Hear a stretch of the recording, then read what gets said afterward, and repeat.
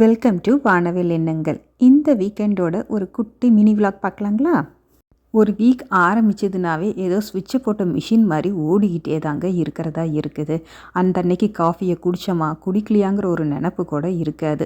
முக்கால்வாசி நாள் அது ஆறி போய் தான் நான் குடிப்பேன், இல்லைன்னா குடிக்கிறதுக்கே நான் மறந்துடுவேன்.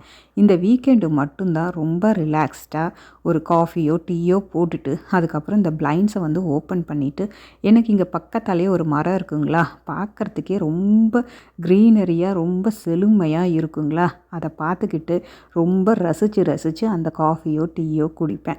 எல்லாத்தையும் குடித்து முடிச்சுட்டு அந்த அன்னைக்கு வேணுங்கிற லஞ்சையும் செஞ்சுட்டேங்க. மற்ற நாள்லாம் லஞ்செல்லாம் செஞ்சு வச்சுட்டு இவங்களையெல்லாம் கூப்பிடணும். ஆனால் இந்த சண்டே மட்டும் அம்மா ரெடி ஆகிடுச்சான்ட்டே வந்து ஒரு 10 நிமிஷத்துக்கு ஒரு தடவை கேட்டுட்ருப்பாங்க. இன்றைக்கி சிக்கனை நல்லா வறுத்துட்டு சில்லி சிக்கனும் எக்கும் தாங்க வச்சுருந்தேன். எல்லாத்தையும் செஞ்சு முடிச்சுட்டு நைட்டே ஊற வச்சுருந்தேன். அந்த வாரத்துக்கு இட்லி தோசை மாவுக்காக ஊற வச்சுருந்தேன். அதையும் வந்து எல்லாம் அரைச்சி வச்சாச்சுங்க. சாயந்தரமாக வாசலில் சுத்தம் பண்ணி ஒரு சின்னதாக ஒரு கோலத்தை போட்டுட்டு மற்ற சட்டியெல்லாம் இருந்ததுங்க, மண்ணெல்லாம் போட்டு வச்சுட்டு அதுலேயும் வந்து விதையெல்லாம் போட்டு தூவி விட்டாச்சுங்க.